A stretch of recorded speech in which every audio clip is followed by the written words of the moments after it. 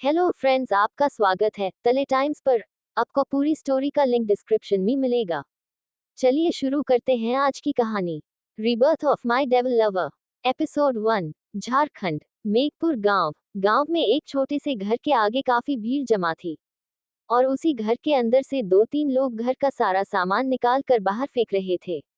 आधे से ज्यादा गांव के लोग उस घर के बाहर जमा थे, लेकिन कोई कुछ नहीं कह रहा था। तभी एक लड़की एक आदमी के आगे आकर हल्के गुस्से में बोली, सेठ जी, जब मैं कह रही हूँ कि मैं पैसे दे दूंगी, तब भी आप मानने के लिए तैयार नहीं है। ये मेरा घर है, आप ऐसे कैसे मेरा सामान बाहर फेंक सकते हैं। इस पर वह सेठ, जो वही रखी चेयर पर एक पैर के ऊपर दूसरे पैर को रखकर पान चबाए जा रहा था, वह पान चबाते हुए बोला, तेरा क्या भरोसा, तू यही बात पिछले 6 महीने से कह रही है। तेरे 6 महीने का किराया बकाया हो चुका है और अब तो तेरी माँ भी चल बसी, बाप तो तेरा कभी था ही नहीं, तो मेरे घर का किराया तू कहाँ से चुकाएगी। छोटे छोटे बच्चों को पढ़ाकर तू क्या कर लेगी। ऊपर से तेरे ये 2 फालतू के भाई बहन का खर्चा भी तुझे उठाना है, तो भाई मेरे को तो मेरा घर चाहिए, बाकी तू अपना देख ले। ये सुनकर उस लड़की को बहुत तेज गुस्सा आया। वह सभी की तरफ देखते हुए बोली, प्लीज आप लोग इस बार मेरी मदद कर दीजिए, मैं जल्दी इनका सारा किराया दे दूंगी। आप लोग ही सोचिए मैं कहाँ जाऊंगी। इसके जवाब में उनमें से एक बुजुर्ग शख्स बोला, बेटा, हमने तुम्हारी बहुत मदद की है और हमारी मदद के खातिर ही इस सेठ ने तुम्हें इतने दिन तक अपने घर में पनाह दी है, लेकिन अब ये हमारी नहीं सुन रहा। इतने पैसे हमारे पास नहीं जो हम तुम्हें दे सके, लेकिन हाँ, हमारे पास एक रास्ता है, हम यहाँ के मालिक को बुलाएंगे। ये बस्ती भी उनके नाम से चलती है। अब वही आकर यहाँ फैसला करेंगे कि तुम यहाँ रहोगी या नहीं, और उसके बाद ये सेठ भी कुछ नहीं कर पाएगा। अगर वह चाहेंगे तो तुम यहाँ रहोगी। ये सुनकर उस सेठ के चेहरे पर डर आ गया। वह भी आखिर इस चीज से वाकिफ था, क्योंकि जिस शख्स की बात हो रही थी वह शख्स गरीबों के लिए तो उनका मसीहा था, उनका देवता, लेकिन हाँ, वह सिर्फ अच्छे लोगों के लिए उनका मसीहा था। जहाँ बात बुरे लोगों को आती थी वहाँ वह अपनी हैवानियत दिखाने से पीछे नहीं हटता था। उस बुजुर्ग की बात सुनकर सभी सहमत थे। वही उसकी बात सुनकर उस लड़की की आंखें नम हो चुकी थी। वह लड़की उस बुजुर्ग के आगे आकर बोली, धन्यवाद काका, अगर आज मैं इस गांव से चली भी गई लेकिन तब भी मैं आपको कभी नहीं भूलूंगी। मेरे माँ बाप नहीं है, लेकिन जब भी मुझे जरूरत पड़ी आप मेरे साथ खड़े रहे, और आज भी जब आपके पास पैसे नहीं है तब भी आप मेरी मदद कर रहे हैं। इससे ज्यादा क्या होगा। कहते हुए वह लड़की रो पड़ी। वही उसकी बात सुनकर अब तक सभी की आंखें नम हो चुकी थी। उस लड़की का नेचर शुरू से ही बहुत अच्छा था और सभी उसे जानते थे। उसके 2 छोटे छोटे भाई बहन थे, एक बहन जिसकी उम्र करीब 18 साल थी और उसका नाम आरजू था, वही उसका भाई जिसकी उम्र लगभग 14 साल थी, और ये लड़की उन दोनों का अकेले ही ख्याल रखती थी। तभी वह बुजुर्ग अपनी आंखों से आंसू पोंछते हुए बोले, बेटा, ये तो मेरा फर्ज है, तुम मेरी बेटी जैसी हो। वह तो आज मेरे हाथ में कुछ नहीं, तो मैं तुम्हारी मदद नहीं कर पा रहा हूँ, लेकिन हाँ, हमारे पठान साहब मदद करेंगे, वह गरीबों के लिए उनके मसीहा है। वह जरूर आएंगे और हम उन्हें बुलाएंगे। हमने तुम्हारे लिए पहले से ही उनके पास पैगाम भेज दिया है और शायद अब तक उन्हें पता चल चुका होगा, तो वह यहाँ आते ही होंगे। ये सुनकर उस लड़की के चेहरे पर कुछ सुकून सा आया। हालांकि उसे ज्यादा उम्मीद नहीं थी कि उनके आने के बाद कुछ होगा, लेकिन उसने पठान साहब के बारे में काफी सुन रखा था। लोग उन्हें देवता मानते थे अपना, गरीबों के लिए वह मसीहा था। वह लड़की अपने दोनों भाई बहनों को लेकर एक साइड में जाकर खड़ी हो गई, लेकिन वह सेठ अभी भी गुस्से में था। सेठ गुस्से बोला, ये क्या हरकत है, जमीन मेरी है ना, इसकी माँ ने जमीन मेरे पास गिरवी रखी थी, वह तो चल बसी, तो मैं क्यों इंतजार करूं। कोई भी आए उससे मुझे फर्क नहीं पड़ता, मुझे पैसा चाहिए, पैसा नहीं मिला तो इस लड़की को मैं यहाँ नहीं रहने दूंगा, और अब ये लड़की सिर्फ यहाँ से नहीं इस गांव से भी जाएगी। उसके ये कहती ही हवा की रफ्तार के साथ वहां एक गाड़ी आकर रुक गई और उसी के साथ वहां कई सारी गाड़ियां आकर रुकी।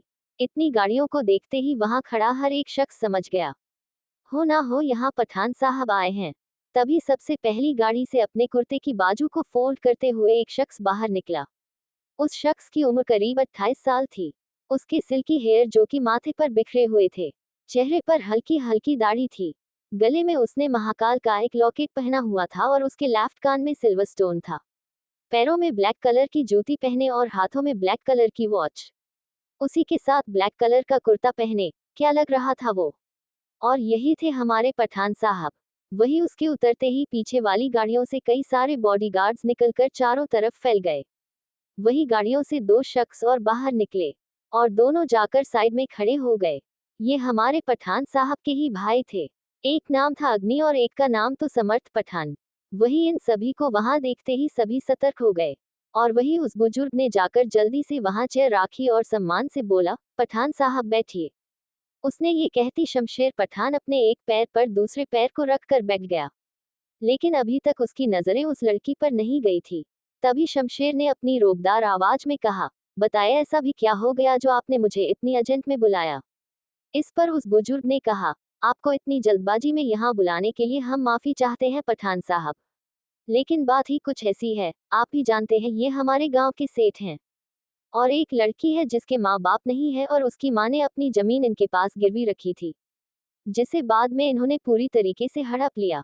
तो उसका किराया लेते थे ये, लेकिन अब ये बच्ची 6 महीने से उनका किराया नहीं दे पा रही है, इसीलिए यह उसे घर से बाहर निकाल रहे हैं। हमें पता है ये बात इतनी बड़ी नहीं थी, लेकिन बच्ची बहुत मासूम है और अनाथ है, उसके 2 छोटे छोटे भाई बहन हैं, वह कहाँ जाएगी।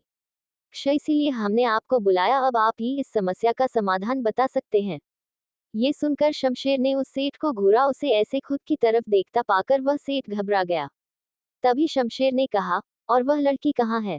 उसके ये कहते ही उस बुजुर्ग ने साइड में इशारा किया। तो शमशेर ने नजरें उठाकर उस लड़की की तरफ देखा तो एकटक देखा ही रह गया। वह लड़की उसकी तरफ मुंह करके खड़ी थी।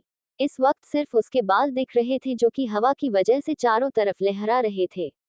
उसके बाल कमर से नीचे तक आ रहे थे। कानों में छोटे छोटे झुमके दिख रहे थे उसके। तभी शमशेर ने अपनी रोबदार आवाज में कहा, इधर देखो। उसके ये कहते ही वह लड़की उसकी तरफ पलटी तो शमशेर उसे एकटक देखता रह गया। घने सिल्की हेयर, माथे पर ब्लैक कलर की छोटी सी बिंदी, नाक में एक ब्लैक कलर का फूल पहने, हाथों में एक कड़ा और गले में महाकाल का लॉकेट, और उसने लेवेंडर कलर का अनारकली पहना हुआ था। पैरों में सिल्वर ऑक्सीडाइज्ड जूतियां, उस लड़की के गले में दुपट्टा था। अपनी सादगी में क्या कमाल लग रही थी वह लड़की। उस लड़की को एकटक देखते हुए शमशेर ने खोई हुई आवाज में कहा, तुम्हारा नाम। उसकी आवाज में कुछ तो था जिससे वह लड़की कुछ सहमी, लेकिन जवाब देते हुए उसने कहा, मेहर। मेरा नाम मेहर तरार है। मेहर, लगता है मेरी जिंदगी में तुम खुद की मेहर बरसाने आए हो। उसके नाम को खुद में बुदबुदाते हुए हल्की सी मुस्कान के साथ शमशेर ने कहा। हालांकि उसकी मुस्कान कोई देख नहीं पाया। तभी मेहर ने कहा, देखिए बस मुझे कुछ वक्त चाहिए, मैं इनके सारे पैसे वापस कर दूंगी। इस पर शमशेर ने कहा, और कैसे करोगी। उसकी बात सुनकर वहां खड़ा हर एक शख्स हैरान रह गया, खास करके उसके भाई। शमशेर अपने दादाजी को छोड़कर कभी भी किसी से इतनी बात नहीं करता था, और आज वह भी किसी अनजान लड़की से वह इतने सवाल और जवाब कर रहा था।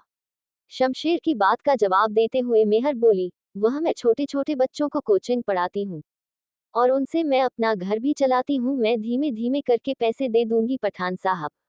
पठान साहब। शमशेर को तो बस यही एक शब्द सुनाई दिया, उसकी पूरी बात तो उसने सुनी ही नहीं। कितना अच्छा लग रहा था ना उसके मुंह से पठान साहब सुनकर उसे। तभी शमशेर ने सभी के सामने कहा, एक बार फिर से कहना। जी पठान साहब, क्या कहूँ मैं। मेहर ने कंफ्यूज होकर सवाल किया। ये सुनते ही शमशेर सर नीचे करके हल्का सा मुस्कुराया। दूसरे ही पल अपना सर उठाकर सख्त आवाज में बोला, इसका मतलब तुम अनाथ हो तो तुम्हारे भाई बहन कहाँ है। ये है, कहकर उसने अपने भाई बहनों की तरफ इशारा किया।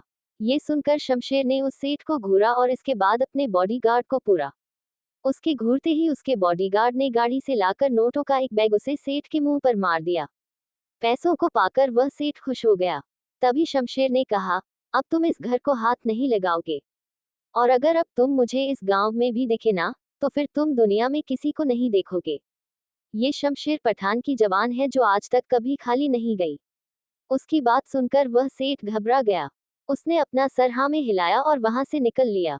वही मेहर कुछ हैरान थी, लेकिन खुश भी थी, आखिरकार उसका घर बच गया था।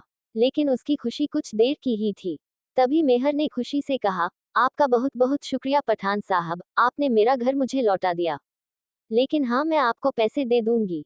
ये सुनकर शमशेर उठ खड़ा हुआ और अपने दोनों भाइयों की तरफ देखते हुए बोला, इन बच्चों को पठान भवन ले जाओ। उसकी बात सुनकर उसके दोनों भाई भी हैरान रह गए। तभी अग्नि ने कहा, लेकिन भाई। उसकी बात को बीच में काटते हुए शमशेर ने कहा, अग्नि सबके सामने सवाल जवाब करना मैंने तुम्हें नहीं सिखाया। ये सुनकर अग्नि ने अपना सर झुका लिया। वह बहुत इज्जत करता था अपने भाई की। तभी शमशेर ने कहा, और अब इन बच्चों को ले जाने की जिम्मेदारी तुम्हारी ही है। ये सुनकर अग्नि ने अपना सर हाँ में हिलाया। वही मेहर हैरान थी। तभी मेहर बोली, ये आप क्या कर रहे हैं? आपने तो हमारा घर हमें वापस लौटा दिया ना, हमारे लिए यही काफी है। हम अपने घर में बहुत खुश हैं। तभी उसे शमशेर की आवाज सुनाई दी, लेकिन मैं खुश नहीं हूँ।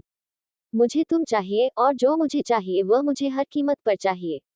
तो इस वक्त तुम मेरे साथ पठान भवन चल रही हो। उसकी ये बात सुनकर वहां खड़ा हर एक शख्स हैरान रह गया। लेकिन उसके आगे कुछ बोलने की हिम्मत किसी के अंदर नहीं थी। तभी मेहर हल्के गुस्से में बोली, मैं आपके साथ कहीं नहीं जाऊंगी। मेहर अपनी जिद पर आ चुकी थी। उसकी बात सुनकर शमशेर उसके करीब आया और धीमे से उसके कान में बोला, वैसे तुम्हारी बहन मेरे भाई के साथ जा रही है। अगर तुम चाहो तो मैं तुम्हारे छोटे भाई को अपने छोटे भाई के साथ भेज दूं, और तुम्हारी बहन को अपने बड़े भाई के साथ अलग। तो सोचो उसके साथ क्या होगा। कहीं मेरा भाई उसके साथ कुछ गलत। शमशेर ने उसे सीधे तौर पर धमकाया। उसकी बात सुनकर मेहर ने हैरानी से उसे देखा और गुस्से में बोली, आप मुझे धमकी दे रहे हैं? कुछ तो शर्म कीजिए, यहाँ के लोग आपको मसीहा मानते हैं, और आप मुझे धमकी देकर अपने साथ ले जाना चाह रहे हैं। कहाँ, मैं तो आपको अच्छा समझ रही थी, लेकिन आप तो। कहते हुए वह गई, क्योंकि उसकी नजर अग्नि पर थी, और अग्नि की नजर शमशेर पर। शमशेर ने अग्नि को कुछ इशारा किया, और अग्नि ने आरजू का हाथ पकड़ा और उसे लेकर अपनी कार में बैठकर वहां से निकल गया।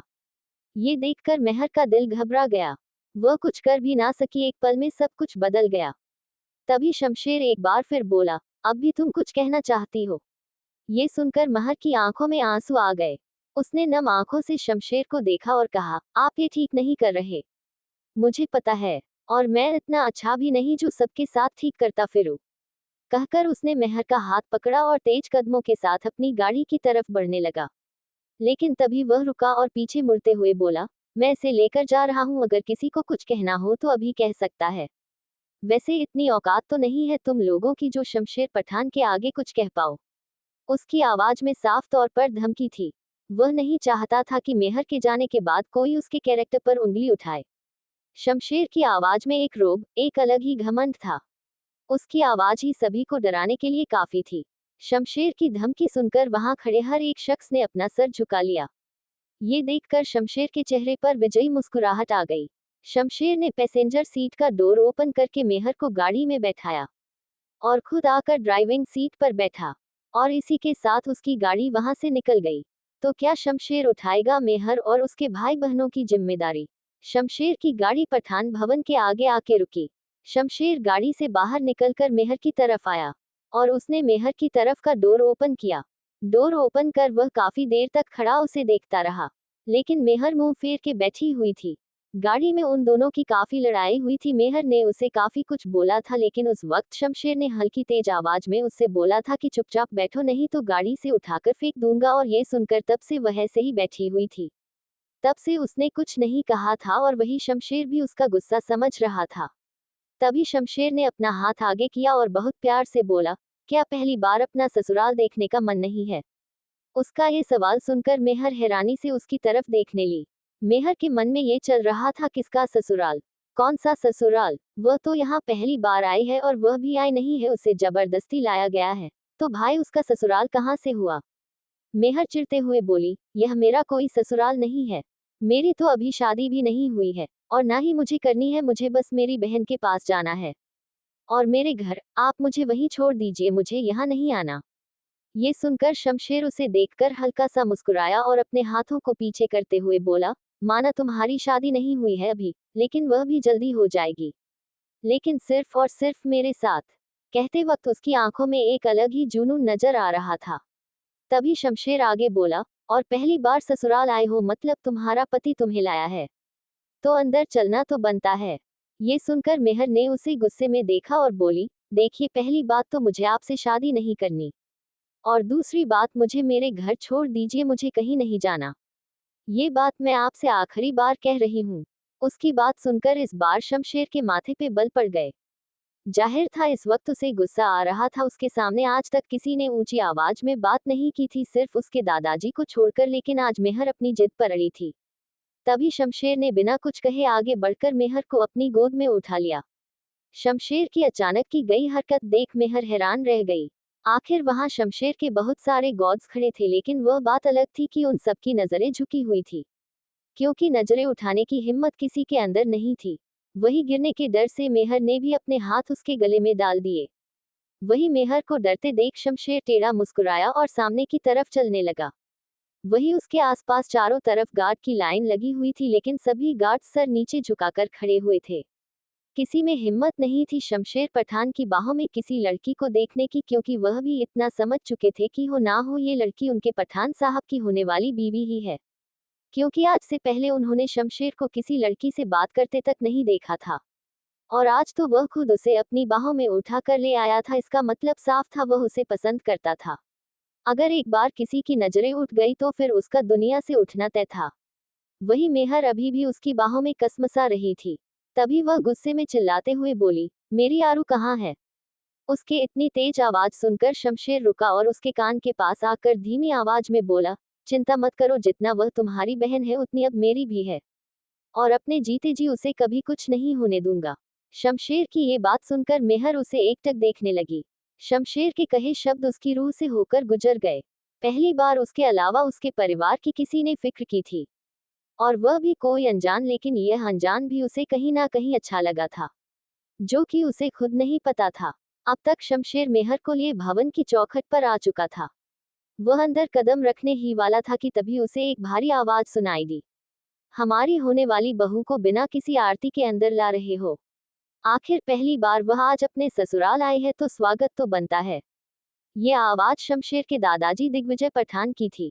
वही उनकी बात सुनकर शमशेर हल्के से मुस्कुराते हुए एकटक मेहर को देखने लगा। वही मेहर हैरानी से दिग्विजय जी को देख रही थी। उसे अपने कानों पर यकीन नहीं हो रहा था, क्योंकि आज से पहले उसने उन्हें सिर्फ लोगों के साथ सख्त बर्ताव करते देखा था। हाँ सच था, वह उन्हें जानती थी, क्योंकि उन्होंने कई लोगों की मदद की थी और उन्हीं के दिए संस्कार थे कि शमशेर सभी की मदद करता था, लेकिन सिर्फ जिसे मदद की जरूरत होती थी, नहीं तो वह अपने दुश्मनों के लिए किसी हेवन से कम नहीं था। लेकिन हैरानी की बात यह थी कि आज वह उनसे पहली बार मिली और वह उसे अपनी बहू कह रहे थे। उसने उन्हें बस देखा था, कभी उनसे बात नहीं की थी, तो वह कैसे उसे अपनी बहू कह रहे थे? वहीं दिग्विजय जी सामने सोफे पर बैठे हुए थे। तभी शमशेर उन्हें देखकर बोला, दादाजी वह भी होगा और जल्दी होगा, जल्द ही ये आपकी बहू और मेरी बीवी बनकर इस घर में होगी। लेकिन उस दिन भी यह मेरी बाहों में ही इस घर में आएगी, क्योंकि मेरे होते हुए इसे खुद चलकर अंदर आने की जरूरत नहीं पड़ेगी। उसकी बातें किसी को भी शर्म दिलाने के लिए काफी थी। आखिर बुजुर्ग सामने बैठे हुए थे और उनके सामने वह ऐसी बेशर्मी भरी बातें कर रहा था। तभी दिग्विजय जी बोले, हाँ मेरे शेर, हम जानते हैं, हम तो उसे देखकर ही समझ गए थे कि तुम इसके पीछे पागल हो चुके हो। उनकी बात सुनकर शमशेर मुस्कुराते हुए एकटक मेहर को देखने लगा, लेकिन वही मेहर के लिए ये दूसरा झटका था। मतलब शमशेर अपने दादाजी से कितना ओपनली बात कर रहा था, जबकि उसकी बातें उसे शर्मसार कर रही थी। तभी दिग्विजय जी एक बार फिर बोले, जाओ इसे कमरे में ले जाओ, काफी थक गए होंगे, और अभी तो मिले हो, बातें भी करनी होगी। उन्होंने लास्ट लाइन मुस्कुराते हुए कही थी। वहीं उनकी बात सुनकर शमशेर मुस्कुराया और मेहर को अपनी बाहों में लिए अपने कमरे की तरफ बढ़ गया। वही मेहर को तो ऐसा महसूस हो रहा था कि वह कुछ देर और इन दादा पोते के बीच रही तो पागल हो जाएगी। आखिर कोई इतनी ओनली अपने दादाजी से कैसे बात कर सकता था?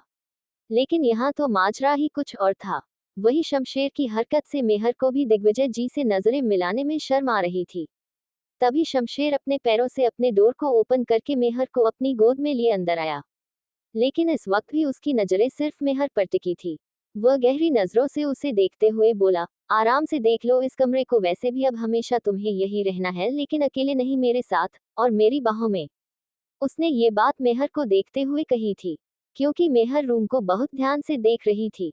क्योंकि शमशेर का कमरा काफी बड़ा था, रूम का कलर ब्राउन था, किंग साइज बेड पड़ा हुआ था, और उसी बेड के जस्ट दीवार पर पीछे शमशेर की एक बड़ी सी फोटो लगी हुई थी, जिसमें वह एक ऑफ फ्लो में था और उसकी पूरी बॉडी पर मिट्टी लगी हुई थी, और उसने अपने हाथों में ट्रॉफी पकड़ रखी थी, और दिग्विजय जी ने उसके कंधे पर हाथ रखा था।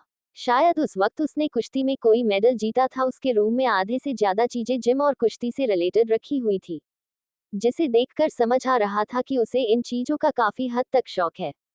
तभी मेहर की नजरें उस पर गई और उसे देखते ही वह अपने होश में वापस आई, क्योंकि वह वॉल पे शमशेर की शर्टलेस फोटो देखकर उसमें खो चुकी थी। शमशेर उस फोटो में काफी हैंडसम लग रहा था। उसका वह चौड़ा सीना, इतनी अच्छी मसल्स देख वह बहक गई थी। तभी मेहर बोली, पहली बात आप मुझे नीचे उतारिए और मुझे मेरे घर छोड़कर आइए, मुझे यहाँ नहीं रहना। और एक ही बात मैं आपसे कितनी बार कहूँ, और मेरी बहन कहाँ है? वही उसके एक ही सवाल से कि मुझे घर जाना है, घर जाना है सुनकर शमशेर भी गुस्से में आ चुका था। शमशेर एक ऐसा शख्स था जिसे अपने सामने लोगों की ऊंची आवाज तक बर्दाश्त नहीं थी, सिर्फ अपने दादाजी को छोड़कर। और यहाँ मेहर कब से जिद किए जा रही थी, लेकिन वह उसकी जिद सुन रहा था। नहीं तो अब तक तो अगर इतना किसी ने उससे कहा होता तो वह इस दुनिया से जा चुका होता। तभी शमशेर अपने चेहरे के उसके चेहरे के नजदीक ले गया और हल्की गुस्से भरी आवाज में बोला, पहली बात, मुझे अपने से ऊंची आवाज में बात करने वाले लोग नहीं पसंद। लेकिन मैंने तुम्हारी बर्दाश्त की, लेकिन अब तुम हद पार कर रही हो। जब मैंने तुमसे कह दिया कि तुम यहीं रहोगी तो बस यहीं रहोगी। ये सुनकर मेहर भी तेज में बोली, और क्यों रहूंगी मैं यहाँ? क्योंकि पसंद आ गई हो तुम मुझे। कहते हुए शमशेर ने उसकी पलकों पर अपने होठों को रख दिया। वही उसके होठों का एहसास अपनी पलकों पर पाकर मेहर का दिमाग ब्लैक हो गया। उसे समझ ही नहीं आया कि उसके साथ हुआ क्या। तभी शमशेर ने उसकी पलकों से अपने होंठ हटाए और एकटक उसे देखने लगा। दोनों का चेहरा इस वक्त बहुत करीब था। मेहर उसकी गोद में थी और शमशेर उसके चेहरे पर झुका हुआ था। तभी शमशेर की आवाज मेहर को सुनाई दी, क्या बात है, मेरे होठों का एहसास इतना अच्छा लगा कि पलके खोलने का मन नहीं कर रहा तुम्हारा?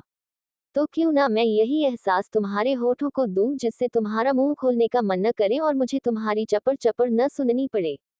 और ये जो तुम्हारी इतनी जबान चल रही हो वह भी बंद हो जाएगी। ये सुनते ही महक की आंखें झटके से खुल गई और वह गुस्से में लाल पीली होती हुई शमशेर को घूरने लगी। मतलब हद है, उसका मुंह बंद करने के लिए वह उसके होठों को बंद करेगा, वह भी अपने होठों से किस करके, क्या बेशर्म बंदा था। तभी महक भी गुस्से में बोली, आपको शर्म नहीं आती एक लड़की से ऐसी बातें करते हुए? उसकी बात सुनकर शमशेर सेडिक्टिव वॉइस में बोला, नहीं आती। और क्यों आएगी, आखिर अपनी बीवी से बातें कर रहा हूँ। और अभी तो शुरुआत है मेरी बेशर्मी की, और हमारी पहली मुलाकात भी तो आज ही हुई है। तुमने मुझे जाना ही कितना है, बस देखती जाओ। हो सकता है मेरी बेशर्मी इतनी बढ़ जाए कि तुम बिस्तर से उठने लायक ना रहो। शमशेर की बात सुनकर मेहर का चेहरा शर्म से लाल हो गया। मेहर के मन में ये चल रहा था कि लोग तो शमशेर को देवता मानकर पूजते थे और यहाँ शमशेर कितना बेशर्म था। आप सच में बहुत बेशर्म है, मेहर ने गुस्से में कहा। कहकर वह उसके सीने पर अपने हाथों को मारने लगी। वह उसकी गोद में कसमसाते हुए लगातार नीचे उतरने की कोशिश कर रही थी। उसकी कोशिश देख शमशेर बोला, इतनी जल्दबाजी किस बात की मोहतरमा? आखिर तुम्हें जिंदगी भर रहना भी तो इन्हीं बाहों में है ना? इस पर मेहर उसे घूरते हुए बोली, मुझे अपने घर में रहना है। मैं कह रही हूँ चुपचाप मुझे नीचे उतार दीजिए। अच्छा, अगर मैं चुपचाप ना उतारूं तो क्या तुम मुझे किस करोगी? वैसे अगर तुम मुझे किस करने का सोच रही हो तो इसमें मेरी डिमांड है, प्लीज लिप टू लिप किस करना। देखो, मैंने प्लीज भी पहली बार जिंदगी में किसी को बोला है। लोग तरस जाते हैं। मेरा प्लीज सुनने के लिए तो इतना तो तुम मेरे लिए कर ही सकती हो। शमशेर की डिमांड सुनकर मेहर का चेहरा देखने लायक था। मतलब वह कितने गुस्से में उससे बात कर रही थी और ये बंदा अपनी बेशर्मी से बाज नहीं आ रहा था। और शमशेर प्लीज तो ऐसे बोल रहा था कि प्लीज बोलकर वो उस पर कुछ एहसान कर रहा हो। लेकिन बात भी सही थी, बंदे ने पहली बार जिंदगी में किसी को प्लीज बोला था। तभी मेहर गुस्से में बोली, आप इतने भी सुंदर नहीं जो मैं आपको किस करूंगी।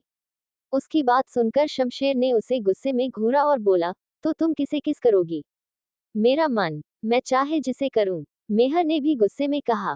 ये सुनकर शमशेर का दिमाग सटक गया। उसके चेहरे पर गुस्सा साफ दिखने लगा। वह गुस्से में मेहर को बुरी तरीके से घूर रहा था।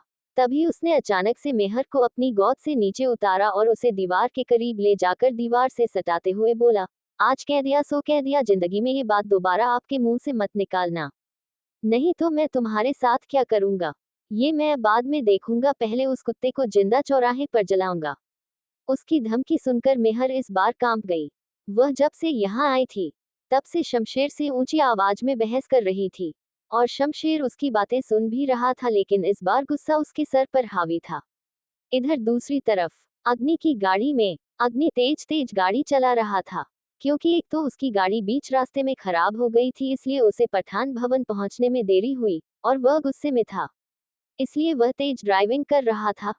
वही उसके साइड में बैठी आरजू बुरी तरीके से कांप रही थी, क्योंकि आज पहली बार वह गाड़ी में बैठी हुई थी। आज से पहले उसने सिर्फ गाड़ी को देखा था। उसका डरना भी लाजमी था, लेकिन अग्नि इस वक्त हवा की रफ्तार के साथ गाड़ी चला रहा था, जिससे आरजू बुरी तरीके से कांप रही थी। तभी अग्नि की नजरें उस पर गई और उसे इतनी बुरी तरीके से कांपते देख उसे और गुस्सा आया, और उसने अचानक से गाड़ी में ब्रेक लगाया, जिससे गाड़ी अचानक से रुकी। गाड़ी के अचानक रुकने से आरजू का बैलेंस बिगड़ गया और वह आगे की तरफ झुकने लगी। वही ये देखकर अग्नि ने उसके चेहरे के आगे अपना हाथ लगा दिए, नहीं तो उसका सर अभी कांच की वॉल से टकराता, जिससे उसे चोट भी लग सकती थी। तभी अग्नि ने उसके दोनों हाथों को पकड़कर उसे सीट में सही से बिठाया और गुस्से में बोला, बेवकूफ हो क्या तुम? या फिर तुम कभी गाड़ी में नहीं बैठी इसलिए बैठने की तमीज नहीं है? इतना भी नहीं पता कि बैठने के बाद सीट बेल्ट लगा लेनी चाहिए? उसकी गुस्से से भरी आवाज सुनकर आरजू सहम गई। वह सिर्फ 18 साल की थी और कहाँ अग्नि जिसकी उम्र 25 साल थी। तो आरजू का उससे डरना लाजमी था। आरजू को अभी भी खामोश देख अग्नि का दिमाग सटक गया। वह एक बार फिर गुस्से में बोला, अब क्या तुम बहरी भी हो? क्या तुम्हें सुनाई नहीं पड़ता मैं तुमसे क्या कह रहा हूँ? जवाब दोगी? एक तो पता नहीं भाई को क्या हुआ था, जो तुम्हें मेरे साथ भेज दिया। कहते वक्त अग्नि की नजरें उसके चेहरे पर गई, तो वह उसे एकटक देखने लगा। आप जो काफी सुंदर थी, लेकिन इस वक्त उसका सर नीचे झुका हुआ था और वह धीमे धीमे सिसक रही थी। उसे रोते देख अग्नि चिढ़ते हुए बोला, अब क्या मैं तुम्हें मारने जा रहा हूँ या मैंने तुम्हारा गला दबा दिया, जो तुम मुझसे इतना डर रही हो? कृपया करके अपना ये नाटक बंद करो, नहीं तो मैं तुम्हें यही गाड़ी से उतार दूंगा। फिर चली जाना आराम से। आप मुझे गाड़ी से मत उतारिए, मैं पैदल नहीं आ पाऊंगी, और अगर उतरना ही है तो मेरी दीदू के पास उतार दो जाके। आरजू सर नीचे करके सिसकते हुए बोली। उद्धरण चिन्ह। वही उसकी इतनी प्यारी आवाज सुनकर अग्नि एकटक उसे देखने लगा। आवाज से ज्यादा तो वह उसे मासूम लगी थी। तभी अग्नि अपने मन में बोला, क्या सच में कोई इतना मासूम हो सकता है? दूसरे ही पल वह खुद से बोला, नहीं, ये अपनी बहन के लिए परेशान है इसलिए ड्रामा कर रही है। वह अभी खुद से कह ही रहा था कि तभी उसे एक बार फिर आरजू की आवाज सुनाई दी। मुझे नहीं पता था गाड़ी की सीट बेल्ट कैसे लगाई जाती है। हम आज से पहले सच में कभी गाड़ी में नहीं बैठे। उसकी मासूम सी बात सुनकर एक बार फिर अग्नि उसकी तरफ अट्रैक्ट होने लगा, लेकिन उसने उसे पूरी तरीके से इग्नोर किया और बोला, ठीक है तो शांति से बैठी रहो, कुछ देर में हम लोग भवन पहुंच जाएंगे और फिर तुम अपनी दीदी के पास चली जाना। कहकर उसने गहरी सांस लेते हुए गाड़ी को स्टार्ट किया।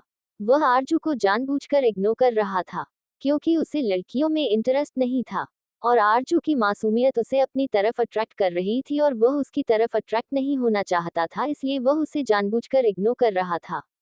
वही उसकी गाड़ी हवा की रफ्तार के साथ वहां से निकल गई। आ गई। ये सुनकर देवांशी बोली, ओह, मतलब ऐसा है। ठीक है, फिर हमें कोई दिक्कत नहीं है, लेकिन एक बार हम भी लड़की को देखना चाहते हैं, उसमें हमारी बहू बनने के लिए काबिलियत है भी या नहीं? उद्धरण चिन्ह। इसके जवाब में शमशेर बोला, जरूर, क्यों नहीं, अगर आप मना कर देंगे तो शायद। कहते हुए शमशेर रुक गया। मेहर को खुद की जिंदगी से निकलने का ख्वाब भी उसे तड़पाने लगा था। उसकी बात को बीच में काटते हुए देवांशी बोली, आपको ऐसा करने की जरूरत नहीं पड़ेगी, क्योंकि हम कभी अपने बेटों की खुशियों के बीच नहीं आते। हमारे लिए आप सभी बराबर हैं। ये सुनकर शमशेर ने अपना सर हिलाया और वह घर से बाहर निकल गया। उसके घर के बाहर निकलते ही गार्ड ने चारों तरफ से उसे कवर कर लिया। शमशेर गाड़ी में बैठा और वहां से निकल गया। इधर तभी पठान भवन में एक गाड़ी आकर रुकी और ये गाड़ी अग्नि की थी। अग्नि गुस्से में गाड़ी से निकला और दूसरी तरफ जाकर उसने आरजू की तरफ का दरवाजा खोला और उसे खींचते हुए बाहर निकाला। उसके खींचने से आरजू को अपनी बाजू में तेजी का दर्द हुआ और वह उसे रोकते हुए बोली, आह, क्या कर रहे हैं आप? दर्द हो रहा है मुझे। उसकी बात सुनकर अग्नि गुस्से में उसकी तरफ पलटा और बोला, तो भाई से नहीं बोल सकती थी कि मेरे साथ नहीं आना है? तब तो बहुत शौक से मेरे साथ चली आई, और अब दर्द हो रहा है। अगर दोबारा मेरे साथ आने के लिए कभी हाँ कि ना तो ये दर्द हमेशा होगा। कहकर वह आगे कुछ बोलता कि तभी उसके पास किसी का फोन आया। कुछ देर बात करने के बाद उसने देखा तो आरजू अभी भी वही खड़ी थी। ये देख वह चिढ़ते हुए बोला, अब तुम यहाँ से दफा होगी या मैं तुम्हें अपने घर से बाहर खुद ही पटकने जाऊं। उसकी बात सुनकर आरजू डरते हुए उसकी तरफ देखने लगी। उसकी बात का मतलब उसे समझ नहीं आया। मतलब क्या वह उसे अपने घर से निकल रहा था? लेकिन बिना उसकी बहन के ये चीज उसे परेशान कर रही थी। उसे अभी भी वहीं खड़ा देख इस बार अग्नि गुस्से में बोला, मैंने कहा घर के अंदर जाओ, तुम्हें तुम्हारी बहन वहीं मिल जाएगी। ये सुनकर आरजू धीमे कदमों से घर के अंदर जाने लगी। वहीं उसे जाते देख अग्नि के एक्सप्रेशन बदल गए। वह खुद से बोल, मुझे जल्द से जल्द भाई के पास पहुंचना होगा। कहकर वह दोबारा गाड़ी में बैठा और वहां से निकल गया। पठान भवन के अंदर मेहर शमशेर के कमरे में टेंशन से घूम रही थी। उसे कुछ समझ नहीं आ रहा था कि शमशेर की कैद से आजाद होने के लिए क्या किया जाए। तभी मेहर खुद से बोली, मैं ऐसे हाथ पर हाथ रखकर नहीं बैठ सकती। पहले तो मुझे अपनी बहन को ढूंढना पड़ेगा, इसके बाद उसे लेकर यहाँ से निकल जाऊंगी। ये सोचकर वह कमरे से बाहर निकली और तेज कदमों से नीचे की तरफ जाने लगी। लेकिन तभी उसे पीछे से किसी की सख्त आवाज सुनाई दी। कहाँ जा रही हो तुम? किसी की इतनी सख्त आवाज सुनकर मेहर पीछे पलटी तो उसकी नजरें दिग्विजय जी पर गई, जो कि सामने खड़े उसे ही घूर रहे थे। ये देखकर वह घबराहट में बोली, वह मैं अपनी बहन को ढूंढ रही हूँ। कौन बहन? दिग्विजय जी ने उससे सवाल किया, हालांकि उन्हें पहले से ही सब पता था। उनके सवाल का जवाब देते हुए मेहर बोली, मेरी बहन आरजू, मैं उसी को ढूंढ रही हूँ। ये सुनकर दिग्विजय जी बोले, वह कुछ देर में खुद तुम्हारे पास आ जाएगी। उनकी बात सुनकर मेहर ने अपना सर हल्के से हाँ में हिलाया। इस वक्त दिग्विजय जी उसे वो दिग्विजय जी नहीं लग रहे थे जो सुबह थे। सुबह शमशेर के सामने उनका कुछ अलग रूप देखने को उसे मिला था, लेकिन इस वक्त वह बहुत सख्त थे। तभी उसे दिग्विजय जी की आवाज सुनाई दी, देखो हम जानते हैं शमशेर तुम्हें यहाँ जबरदस्ती लेकर आया है, लेकिन अगर लेकर आया है तो कुछ सोचकर लेकर आया है और तुम्हें यहाँ रहना होगा, तुम यहाँ से भाग नहीं सकती। दूसरी बात, हमने शमशेर के अंदर तुम्हारे लिए दीवानगी देखी है, तो हम चाहते हैं तुम उसकी कमजोरी नहीं उसकी ताकत बनो, और अब यहाँ से जाने का ख्याल अपने दिमाग से निकाल दो, क्योंकि आज तक हमारे शेर को जो भी चीज पसंद आई है वह हमने उसे लाकर दी है या फिर उसने खुद छीनी है। तो अगर तुम यहाँ से जाने की कोशिश भी करोगी तो तुम्हें शमशेर के गुस्से का सामना करना पड़ेगा, और हम भी तुम्हें यहाँ से जाने नहीं देंगे। तो तुम्हारे लिए यही ठीक होगा कि तुम यहाँ से भगाने के ख्वाब छोड़ दो और इसी घर में रहने की आदत डाल लो। बाकी हम भी तुम्हारी जरूरत का ध्यान रखेंगे, तुम्हारी बहन उसे हम पढ़ाएंगे और तुम्हारे भाई को भी हम पढ़ाएंगे। जो तुम उन दोनों के लिए करना चाहती थी वह हम करेंगे। दिग्विजय जी ने उसके सामने अपनी पूरी बात रखी थी। वहीं उनकी बात सुनकर मेहर ने हैरानी से उनकी तरफ देखा, कहाँ सुबह का वक्त और कहाँ अब का वक्त। वह पूरी तरीके से बदल चुके थे। इस वक्त उनकी बातों में उसे शमशेर के लिए प्यार और अपने लिए एक धमकी झलक रही थी। वह इनडायरेक्टली उसे धमका रहे थे कि वह पठान भवन छोड़कर नहीं जा सकती। तभी मेहर बोली, देखिए मैं आपकी इज्जत करती हूँ, लेकिन इज्जत के खातिर मैं खुद को दाव पर नहीं लगा सकती। मेरी भी खुद की जिंदगी है जिसमें मैं अपने भाई बहनों के साथ बहुत खुश हूँ। जबकि हमारे पास आप जितना पैसा नहीं है, लेकिन तब भी हम अपनी गरीबी में बहुत खुश है। तो मुझे यहाँ नहीं रहना, बस मुझे मेरे भाई और बहन लौटा दीजिए, मुझे यहाँ से जाना है। ये कहकर महर ने साफ शब्दों में दिग्विजय जी को मना कर दिया। शायद ये पहली बार था जब उनके मुंह पर किसी ने उनकी बात पर इनकार किया था। दिग्विजय पठान का नाम आज भी हर जगह गूंजता था। एक अलग खौफ सबके दिलों में उनका था जिसे कायम शमशेर ने किया था, और इसीलिए उन्हें शमशेर पर गर्व था। लेकिन आज मेहर ने उन्हें साफ शब्दों में मना करके उनकी नाफरमानी की थी। तभी दिग्विजय जी बोले, तुम छोटी हो इसलिए हमें अच्छे से जानती नहीं। अगर हम चाहे ना तो बहुत कुछ कर सकते हैं, लेकिन तुम हमारे शमशेर को पसंद हो। अगर उसने तुम्हें पसंद किया है तो कुछ सोचकर ही किया होगा। ये सोचकर हम तुम्हें इस घर की बहू बनाने के लिए तैयार है। नहीं तो हमारे खानदान में शादी करने के लिए लड़कियां मरी जा रही है। रिश्तों की कमी नहीं है हमारे शमशेर के लिए। ये सुनकर मेहर बोली, देखिए मैं ये जानती हूँ कि मेरी औकात उनके मुकाबले कुछ नहीं है, लेकिन तब भी मैं उन्हें रिजेक्ट करती हूँ, क्योंकि मुझे पैसों से मतलब नहीं है। मुझे एक शांति भरी जिंदगी चाहिए। मैं अपने भाई बहनों के साथ में खुश हूँ। मुझे अभी शादी के जंजाल में नहीं पड़ना, और खासकर आपके पोते के साथ तो बिल्कुल भी नहीं, जिनके दुश्मन हर एक पल उन पर नजर गड़ाए बैठे हैं कि कब उन्हें मौका मिले और उन्हें खत्म कर दें। आप खुद सोचिए, अगर एक बार, बस एक बार मुझे उनसे प्यार हो गया तो, और अगर उन्हें कुछ हो गया तो मैं कहाँ की रहूंगी। मेरे पास तो वैसे भी प्यार करने वालों की इतनी कमी है। मेहर की बात सुनकर दिग्विजय जी तिरछी मुस्कान के साथ बोले, वह शमशेर पठान है, उसका नाम हमने शमशेर ऐसे ही नहीं रखा। नाम के पीछे ही शेर है। उसने डरना किसी से सीखा नहीं, वह हमारा पोता है। जब दिग्विजय पठान आज तक किसी से नहीं डरा तो हमारा पोता कहाँ से डरेगा, और तुम्हें भी खुद को मजबूत करना होगा। ये सुनकर मेहर ने कुछ नहीं कहा। वह समझ चुकी थी उनसे बहस करना बेकार था। तभी दिग्विजय जी एक बार फिर बोले, जितनी जल्दी हो सके हमारे पोते को एक्सेप्ट कर लो, क्योंकि शमशेर की भी उम्र काफी है।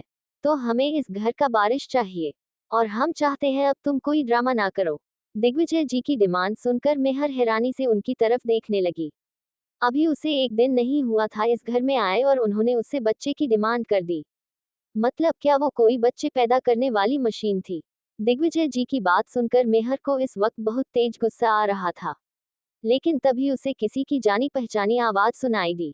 दी, इधर देखो। ये सुनकर मेहर ने पीछे पलट कर देखा तो वहां आरजू खड़ी थी। आरजू को देखते ही मेहर के चेहरे पर कुछ हैरानी तो कुछ खुशी के भाव आ गए। तभी आरजू भागते हुए उसके पास आए और उसके सीने से लग गई। तभी मेहर आरजू का चेहरा अपने हाथों में भरते हुए बोली, कैसी है आरू? तू ठीक तो है? आरजू जल्दी से बोली, हाँ दी, मैं बिल्कुल ठीक हूँ, और अब आप मिल गई अब तो और ठीक हूँ। आरजू के मुंह से ये सुनकर मेहर को तसल्ली मिली। उसे डर था कि कहीं अग्नि ने उसके साथ कुछ कर न दिया हो। लेकिन अब उसे चिंता अपने भाई की थी, क्योंकि वह उसे कहीं नहीं दिख रहा था। वह उसे देख ही रही थी कि उसे वहां आरव आता हुआ दिखा। उसे भी सही सलामत देख आरजू को तसल्ली हो गई। आरव आकर उसके सामने खड़ा हो गया तो मेहर उसके गाल पर हाथ रखकर प्यार से बोली, तुम ठीक हो? आरव ने अपना सर हाँ में हिलाया। आरव कभी बात नहीं करता था, इसके पीछे की वजह थी कि वह शुरू से ही बोल नहीं पाता था। तो वह मेहर को अपनी बात इशारे में समझाता था, जिसे वह अच्छे से समझ भी जाती थी। वहीं उन दोनों को लेकर मेहर अपने कमरे में चली गई। दोपहर में उसका खाना भी वहीं आ गया और वह कमरे से बाहर नहीं निकली। रात का वक्त, शमशेर का कमरा। रात के 9 बजे बज रहे थे और शमशेर अभी घर नहीं आया था। इधर मेहर, आरजू और आरव दोनों ही उसके पास सोए हुए थे। मेहर साइड में थी, उसके बाद आरजू और साइड में आरव था। ये किंग साइज बेड था तो तीनों को ही सोने में कोई प्रॉब्लम नहीं हुई थी। तभी कमरे को खोलते हुए शमशेर अंदर दाखिल हुआ तो कमरे में अंधेरा था। ये देख उसने साइड से लाइट ऑन की और वह चारों तरफ मेहर को ढूंढने लगा। लेकिन तभी उसकी नजरें बेड पर गई तो उसका पूरा बेड कवर था। मेहर, आरजू, आरव तीनों ही गहरी नींद में थे। मेहर को उन दोनों के साथ इतने सुकून से सोते देख उसके चेहरे पर जलन के भाव आ गए।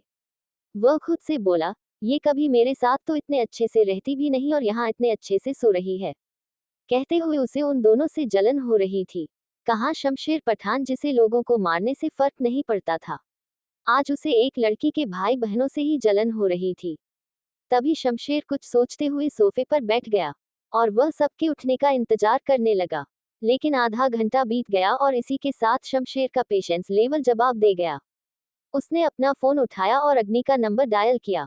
इधर दूसरी साइड अग्नि, जो शमशेर के साथ ही घर पर आया था और वह इस वक्त सीधा वॉशरूम में जा रहा था। लेकिन अपने फोन पर शमशेर का फोन आते देख उसने कॉल रिसीव किया और शमशेर ने उससे कुछ कहा। शमशेर ने जब फोन काट दिया तब वह खुद से बोला, पता नहीं अब क्या आफत आ गई। जब से वह भाभी की बहन इस घर में आई है, मेरा तो जीना हराम है। कहकर वह शमशेर के कमरे की तरफ चला गया। जब वह कमरे में पहुंचा तब शमशेर ने उसे सामने बेड पर लेटी आरजू की तरफ इशारा किया और बोला, इसे ले जाकर गेस्ट रूम में लेटा दो, मैंने पहले से उसे साफ करने के लिए बोल दिया था और समर्थ आ रहा है, उसे बोल दो आरव को ले जाए। शमशेर की बात सुनकर अग्नि बोला, भाई पहली बात तो सॉरी, क्योंकि आज पहली बार आपकी बात काट रहा हूँ। लेकिन भगवान ने इस लड़की को खुद पैर दिए हैं और ये यहाँ से उठकर खुद जा सकती है, तो आप मुझे इसके लिए क्यों परेशान कर रहे हैं? उसकी बात सुनकर शमशेर ने उसे घूर कर देखा। शमशेर की नजरों को अपने ऊपर महसूस करके अग्नि बोला, ठीक है, मैं लेकर जा रहा हूँ। तभी शमशेर की आवाज अग्नि को सुनाई दी, मैं अपनी प्यारी साली साहिबा को उठा देता, लेकिन प्रॉब्लम ये है इनकी वजह से मेरी मेहर भी उठ जाएगी तो मैं उसकी नींद खराब नहीं होने दे सकता। शमशेर ने यह बात मेहर को देखकर मुस्कुराते हुए कही थी। वही उसकी बात सुनकर अग्नि हैरानी से उसकी तरफ देखने लगा। मतलब एक दिन नहीं हुआ मेहर को इस घर में आए और यहाँ तो शमशेर उसके पीछे लट्टू हो चुका था। शमशेर को देखकर अग्नि को आज यकीन नहीं हो रहा था कि यह उसका भाई है। कुछ सोचकर उसने अपना सर न में हिलाया और चलकर बेड के पास गया। वह आरजू को टच करने वाला ही था, लेकिन तभी आरजू अचानक से मेहर की तरफ पलटी और वह उसके गले लग गई। ये देखकर शमशेर उन दोनों को घूरते हुए बोला, मतलब मेरी साली साहिबा भी नहीं चाहती कि मैं अपनी बीवी के साथ अकेले में रोमांस कर सकूं। तभी शमशेर एकदम से बोला, वहीं रुक जाओ, उसे टच मत करना, उसे सिर्फ मैं छू सकता हूँ। कहते वक्त शमशेर की आवाज में मेहर के लिए पजेसिवनेस साफ झलक रही थी। उसकी बात सुनकर अग्नि तुरंत रुक गया। तभी शमशेर चलकर आगे आया और उसने साइड से मेहर की कमर में हाथ डाला और एकदम से उसे अपनी गोद में उठा लिया और बोल, अब तुम इसे उठा सकते हो, लेकिन ध्यान से इसे कमरे में पहुंचा देना, नहीं तो क्या पता कल इसकी बहन मुझे जिंदा ना छोड़े। अग्नि के लिए ये दूसरा झटका था। शमशेर का हर पल बदलता रूप देखकर वह हैरान था। क्या यह उसका वही भाई था जिसे वह जानता था, जिसे लड़कियों के नाम से चिढ़ थी? उसे सिर्फ गोलियां पसंद थी, लोगों को मारना पसंद था, लेकिन आज वही शमशेर एक लड़की के पीछे इस हद तक पागल हो रहा था। अग्नि को कुछ सोचते देखकर शमशेर ने उसे घूरा तो अग्नि ने सकपकाते हुए आरजू को अपनी गोद में उठा लिया और कमरे से बाहर निकल गया। उसके जाने के 1 मिनट के अंदर ही कमरे में समर्थ आया और वह आरव को धीमी से चलाकर लेकर चला गया। वहीं उन सब के जाने के बाद शमशेर धीमे से बेड पर बैठा और उसने मेहर को प्यार से अपनी गोद में बिठाया और उसके चेहरे को देखते हुए बोला, देखो तो मैडम को अपने भाई बहन के साथ में कितने सुकून से सोई हैं, और मेरे सामने ऐसे रहती हूँ जैसे कि कीड़े काटते हैं। लेकिन कोई ना, चलो सोते वक्त तो मेरे पास हो, और जल्दी जागते हुए भी मेरी बाहों में होगी। कहते हुए उसकी नजर मेहर के चेहरे पर थी। मेहर इस वक्त गहरी नींद में थी और शायद इसीलिए वह उसकी गोद में थी, नहीं तो वह अब तक उठ चुकी होती। शमशेर यूं ही काफी देर तक उसे निहारता रहा। तभी उसने धीमे से झुककर उसके माथे पर किस की और होठों पर किस करने के लिए बढ़ा, लेकिन तभी वह खुद से बोला, होठों पर किस तब करूंगा जब तुम होश में होगी। ऐसे किस करने में मजा नहीं आएगा। जब तुम्हें एहसास होगा अपने होठों पर शमशेर पठान के सख्त होठों का, तब मजा ही अलग होगा। हमारी पहली किस कुछ तो खास होनी चाहिए, और वो होगी भी। तुम्हें मैं उस हद तक अपना बनाऊंगा कि तुम मेरे दूर जाने के नाम से भी डरने लगोगी। तुम्हें मुझे जल्दी अपनी आदत लगानी होगी, और जिसे एक बार शमशेर पठान की आदत लग गई वह उससे दूर नहीं रह सकता। कहते हुए उसने धीमे से मेहर को बेड पर लेटा दिया और उसे अपनी बाहों में भरते हुए लेट गया। उसे देखते देखते ना जाने वह रात के किस पहर सोया होगा। Thank you for listening. Like और कमेंट करना ना भूलें और मोर स्टोरीज के लिए सब्सक्राइब करें। मिलते हैं नेक्स्ट वीडियो में।